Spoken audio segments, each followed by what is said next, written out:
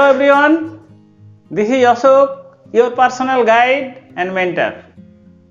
I welcome everyone to my YouTube channel AKB Tutorials. Here we are going to discuss and cover some important concepts of mechanical engineering that are very useful and helpful for competitive exam and job interviews. So let us start today's session. Hello everyone. So today we will see one of the most important topic, that is strain, their classification and factors of safety. So the first topic is strain. So whenever a body is loaded with some load, some external load, the body will deform by some amount. Let the initial length of the body is L0. Now this body is loaded with some load, some external load C. Now due to this external load, let the body be deformed by some amount, say dl amount. Now dl is the deformation produced in the body. So thereby, as per the definition of strain is the deformation produced in the body per unit original length. So that means this is the deformation produced in the body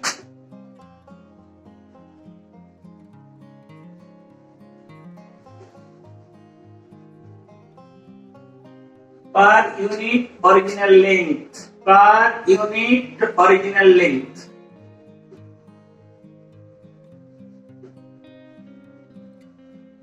due to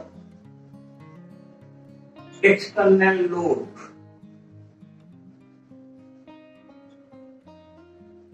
So that means strain is defined as the deformation produced in the body per unit original length. It is denoted by term epsilon is equal to the deformation, or we can say extension because of tensile load. Okay, deformation produced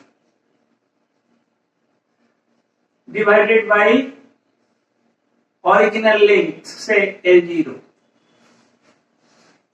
Now next is the unit of strain.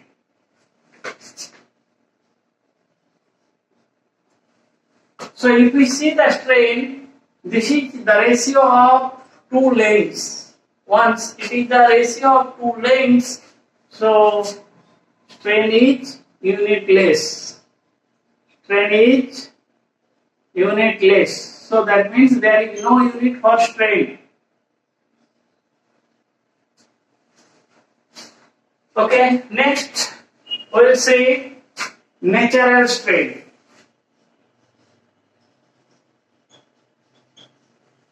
What is natural strain? It is defined as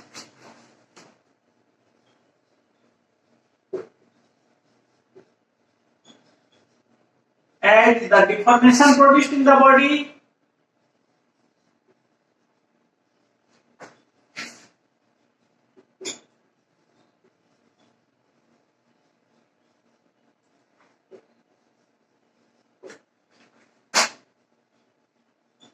per unit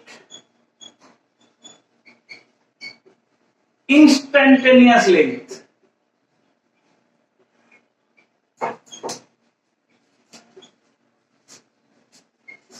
So because the load P is applied, if P carry on increasing, so deformation will also carry on increasing. So that means while we are finding the natural strain, we have to take that instantaneous length for the calculation. So that means natural strain, or sometimes it is called is known as true strain or true strain and it is given by deformation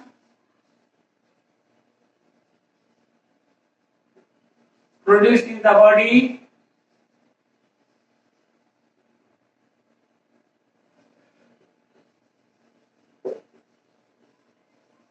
body by instantaneous length.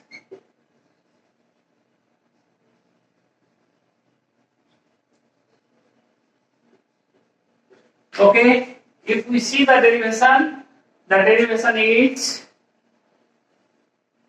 natural strain is equal to integration of L0 to the final length L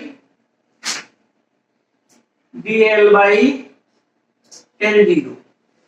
So if we do the integration of this term, so it will give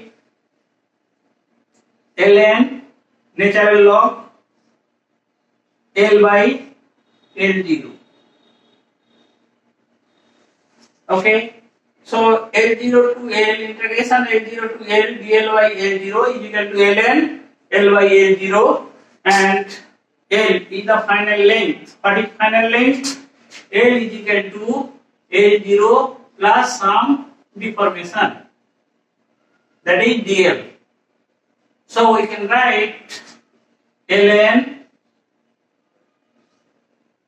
L0 plus dl by L0. So we can write ln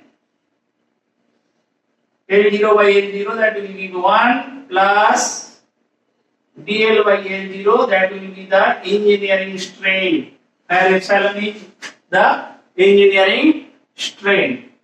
So this is natural strain. So similar way we can find the true stresses. So here this is the natural strain, so we can find also true stress. So what is true stress developed in the body?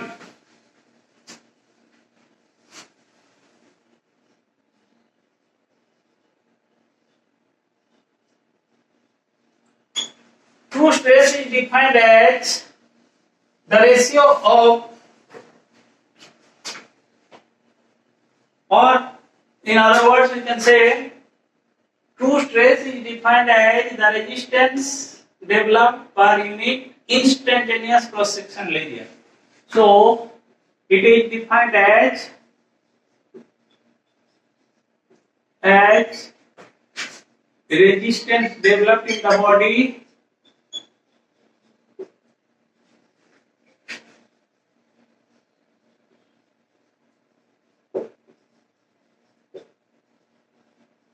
per unit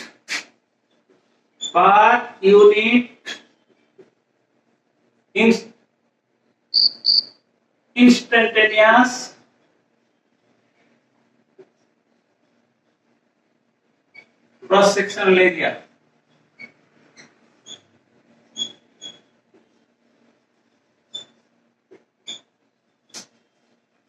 So true stress is defined as it is the resistance developed in the body per unit instantaneous cross sectional area, or true stress is given by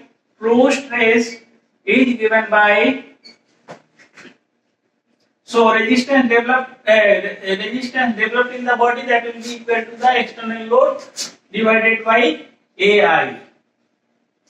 So now you consider this body, initial length is L0 and initial cross sectional area is say A0. So initial area, initial length. So volume of the body A0 into L0. Say after deformation, the cross sectional area will decrease. Say instantaneous cross sectional area is AI, and say the final length is given by Li. So the volume will be AI Li. So that means due to volume constancy, we can write A0 L0 is equal to AI Li. Then what is AI value? AI is given by A0 into L0 by Li. Now we also know Li. Li is equal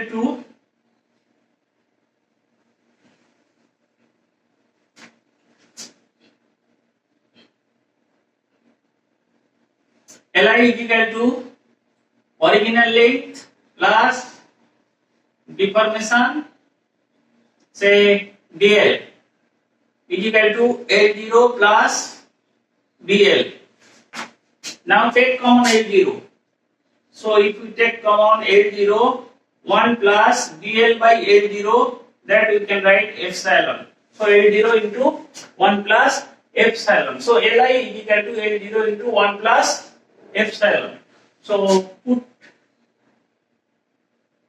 L0 value here. So it will give A0 L0 by L0 into 1 plus epsilon. So this will cancel out. So Ai is equal to A0 by 1 plus epsilon. So Ai is given by A0 by 1 plus epsilon. So we have got Ai. Now true stress is given by P by Ai is equal to P by Ai is equal to, we can write A0 by 1 plus epsilon. So is equal to P into 1 plus epsilon divided by A0. So again P by A0 is your engineering stress. So we can write engineering stress sigma into 1 plus epsilon. So in the derivation, so L0 is the original length of this specimen and dl is the deformation produced under load P. So we have seen what is true stress and what is true strain. Now we will see the classification of strains. Classification of strains.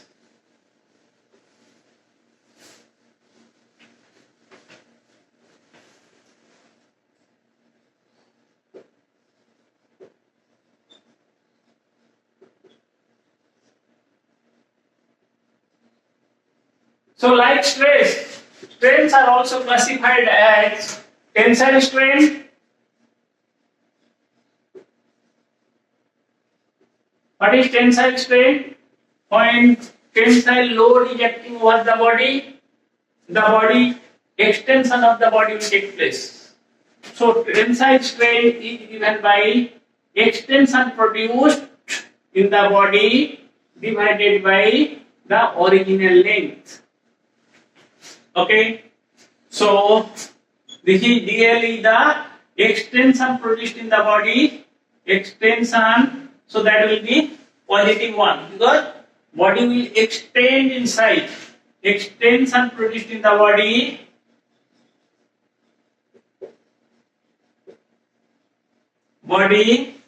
divided by original length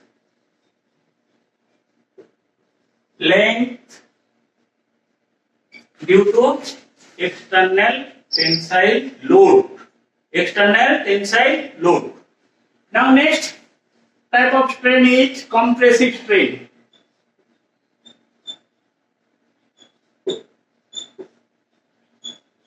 So whenever a body is loaded with compressive load, the size of the body will reduce. So say L0 is the size of the body. Now compressive load P is applied over the body. Because of the compressive load, the body will reduce in size and say that reduction is dl. So decrease in size. So similar way, compressive strain can be defined as dl by L0, and dl is compression produced in the body by original length. So this is the compression produced in the body, compression of the element divided by original cross sectional area, original length, original length. So this is the compressive strain. Now next we will see what is called shear strain.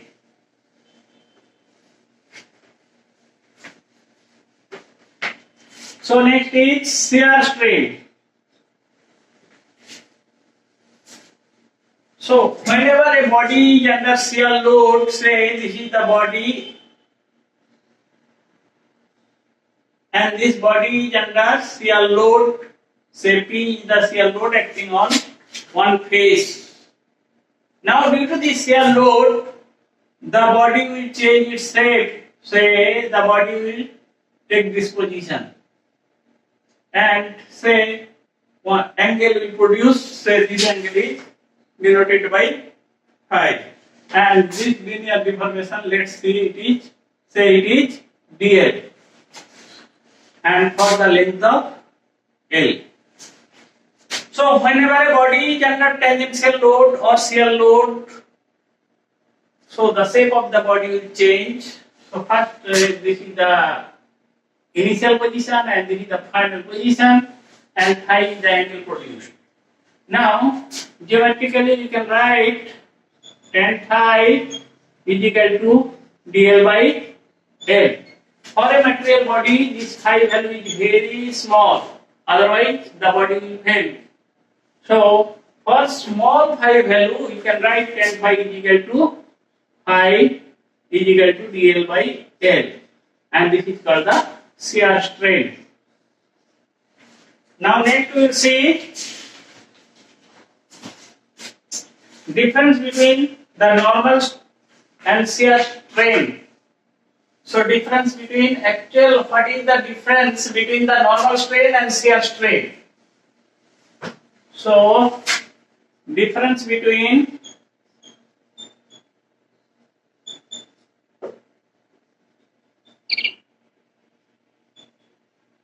normal and shear strain.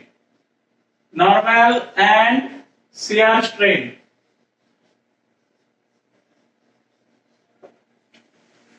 Okay. So consider an arbitrary body. Let this is the arbitrary body. The body is under various loads, or you can say a system of load is acting over the body. A system of load is acting over the body. Say F1, F2, F3, F4, Fn. So n number of load forms a system of load which is acting over this arbitrary body. Now make a cut here along one line. So this is the cutting plane along one line. So we have made a cut. And if we see this left hand view, so say this is like this. Now consider an elemental area in this. Let the elemental area is given by dA. dA is the area. Now due to the system of force acting over the body, there will be a net force acting on the element. Let the net force acting on this element is given by F. Now let this is the perpendicular direction to the plane. So normal to the plane. This direction is normal to the plane, which is given by this one. Okay. So F is acting at some angle with the normal to the surface. Now if we see in a bigger diagram, let this is the element whose area is given by dA. Now the force, if we resolve this force along three directions, one direction is perpendicular to the plane, another two directions are on the plane. Okay, say let this is your y direction and this is your say x direction,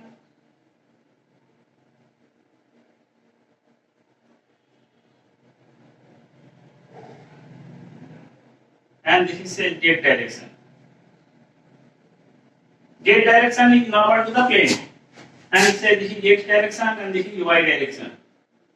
So if we resolve this force F into components, say one component will be along the normal to the plane, say it is given by delta Fn. Other two, say this is along y direction, it is given by delta Fy, and this is along x direction, it is given by delta Fx. So that means arbitrary a system of force is acting on the arbitrary body. A cut is made and the element is seen. On that element, what is the force acting? F, that is the net force because of all the forces acting over the body. So net force is making an angle with the normal to the surface. Now we are resolving this force into components.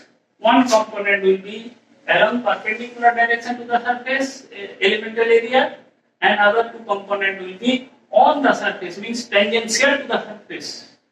Now this Fn force, delta Fn force, will cause the stress that is called normal stress. So normal stress, it is given by sigma n is equal to normal stress is equal to normal load. Normal load is normal load divided by cross sectional area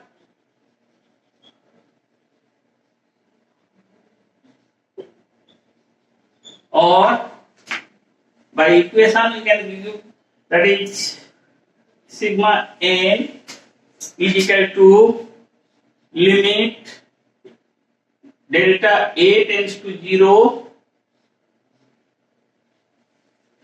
delta Fn divided by delta A, and in limits we can write is equal to dFn by dA. So this is the normal stress produced in the body. So the force, component of force which is normal to the surface, it will cause normal stress in the body, and the shear stress. So shear stress, it is given by, say, along this direction which is tangential to the surface, delta Fy is acting along y direction, it is tangential to the surface. So the stress developed in that direction is, say, tau y is given by limit delta A tends to 0, delta Fy divided by delta A. In limits you can write dFy by dA. Similar way, the tangential stress along x direction, we can write what is the component of force acting along x direction, that is delta Fx.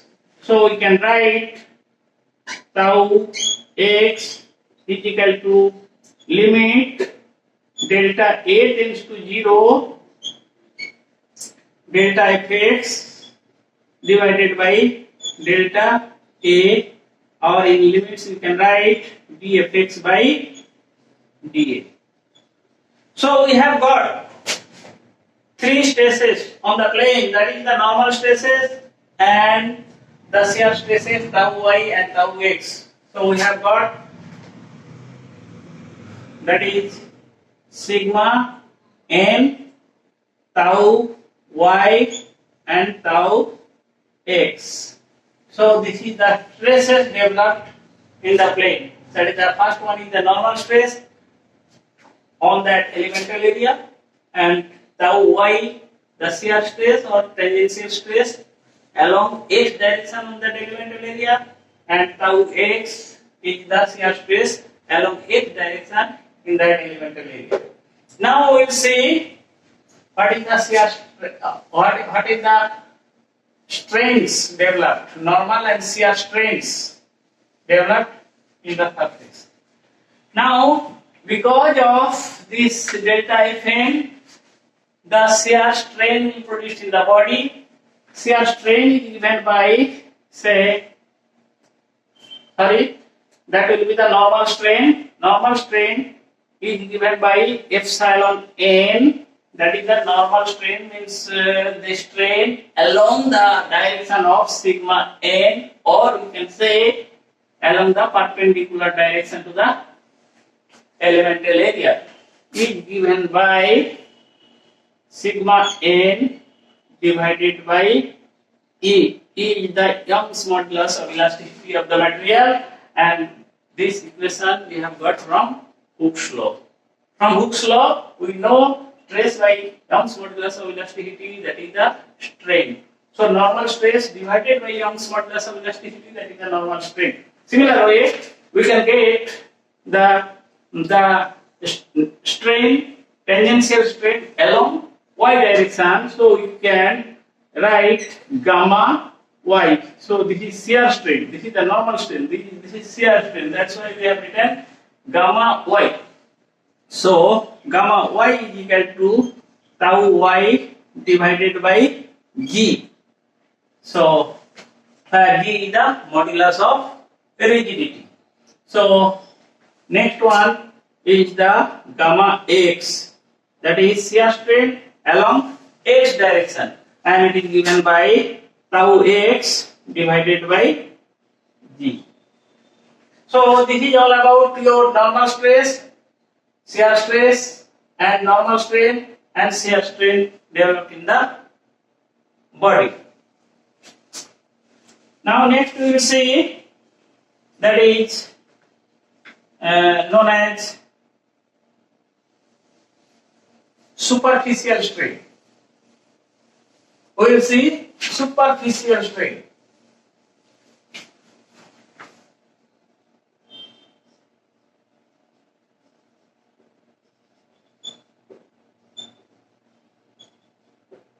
So whenever a surface area is under load, so that surface area will also deform. Say this is the surface area. So now this surface area under load, say two directional load is acting over here. So load is acting here also in this direction. So from the figure it is clear that the tensile load is acting. It may be compressive load also. So load is acting over the area. So once tensile load is acting, the size of the body will change. Okay. Now let the initial area was AO and the final area say AF. So initial area AO was under load. Because of load, the strain is produced in the body, thereby the area is changed to AF. Now superficial strain, it is the change in area divided by original cross-sectional area of the body. So superficial strain is given by change in area AF minus AO divided by AO. So superficial strain, it is given by change in area per unit original cross-sectional area, when the area is under external load. So that is called the superficial strain. Now we will see the next topic is volumetric strain. What is volumetric strain?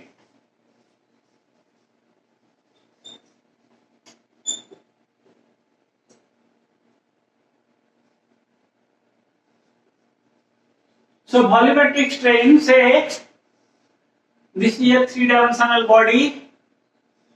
The body has original volume, say VO is the original volume, and uniform stress is acting on all three faces. Say VO is the original volume of the body, and the uniform stress is acting, say stress may be compressive stress or tensile, the load may be compressive load or tensile load. So uniform stress is acting on all three faces of the body.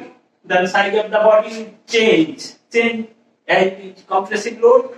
So volume, say Vf, is produced after application of that uniform stress on all three faces. So initial volume was VO and final volume is Vf. So what is the change in volume? So we can write VO minus Vf is the change in volume. Change in volume because of external load. Change in volume because of external load. So volumetric strain is defined as VO minus Vf divided by VO. So as far as definition, change in volume per unit original volume when the body under uniform external load. So that is called the volumetric strain. So in this topic, we will see the next topic related to this, that is called the Poisson's ratio. So this is Poisson's ratio. So now what is Poisson's ratio? So if we see when the body is under load, say it is a two-dimensional body may be three-dimensional body is under external load, say it is a tensile load is acting over the body, so the body will elongate or extension of the body will take place in the direction of load, and at the same time the tangential direction, in the tangential direction the dimension will decrease. Say this thickness was W, say width was W, so it is decreased by dW amount. So in this direction, along the direction of the load, the strain produced is called the longitudinal strain, and direction perpendicular to the longitudinal direction, the strain produced is called lateral strain. So there may be two dimensions, that is, say if this is the x-axis, this is your y-axis, and similarly this is your z-axis. So if x is the longitudinal direction, so along x direction, if the body is increasing, then along y and z direction, the body will decrease in size. So that is called the lateral strain will produce along y and z direction, and along x direction, longitudinal strain will produce. So Poisson ratio within elastic limit. What is Poisson's ratio? Within elastic limit,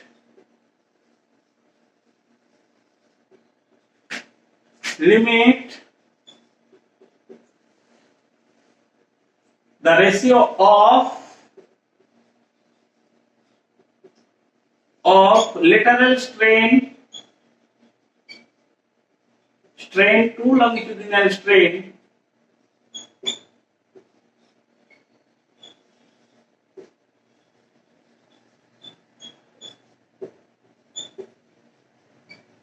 so within elastic limit, the ratio of lateral strain to longitudinal strain is known as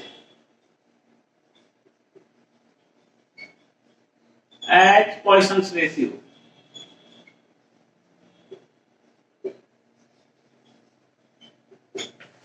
So that means Poisson's ratio is denoted by this term mu. Mu is equal to lateral strain to longitudinal strain.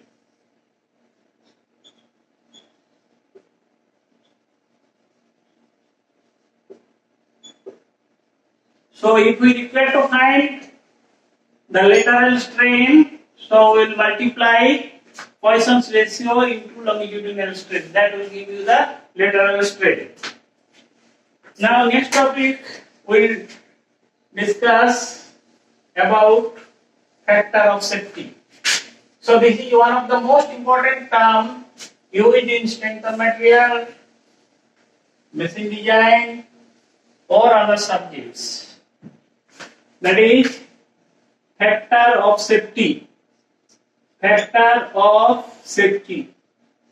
Sometimes it is also called safety factor. Safety factor. Okay, so factor of safety or safety factor. In mechanical engineering, whatever the product is produced, this term is considered so that the body will not fail in service. Okay, so before going to this factor of safety, you will just learn two terms, what is called working load and designed load.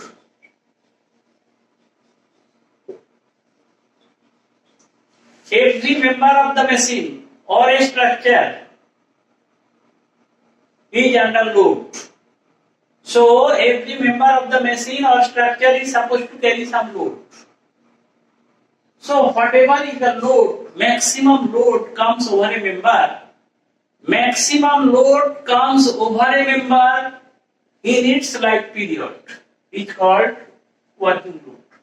So this is the maximum load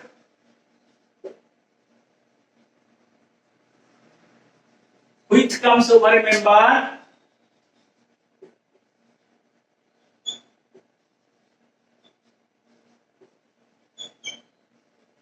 during its life period.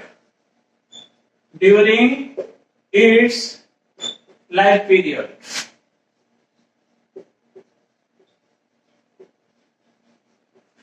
So this is the maximum load which comes over a member during its life period. It may come once also.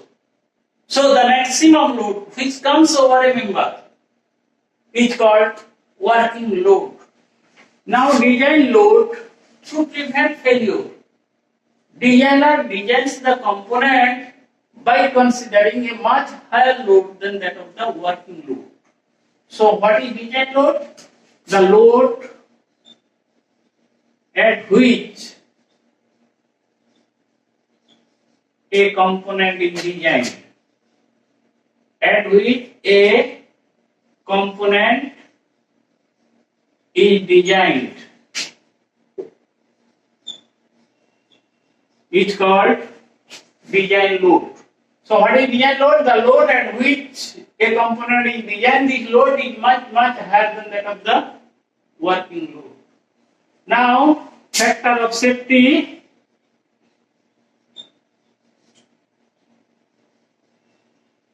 or in short it is written as FOS. It is a ratio of design load to working load. So the ratio of design load to working load is called the factor of safety, where design load is much higher than that of the working load. And the value of factor of safety is greater than 1. It depends on so many conditions. So we will discuss later on about this.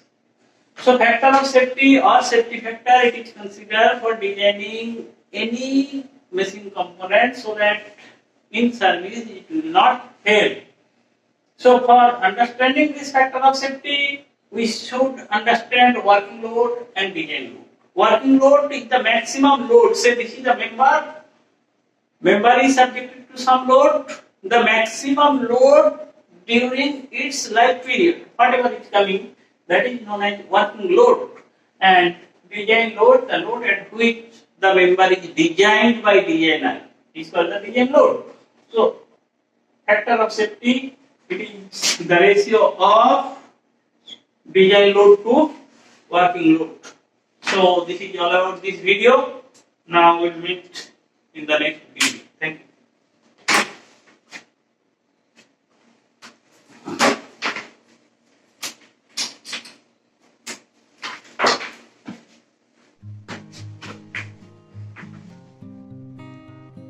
We would continue further on this topic in the next session. Keep being connected with us and ask any question in the comment section. Like, share, subscribe, and don't forget to press the bell icon to get notified for future videos. Thank you and see you soon.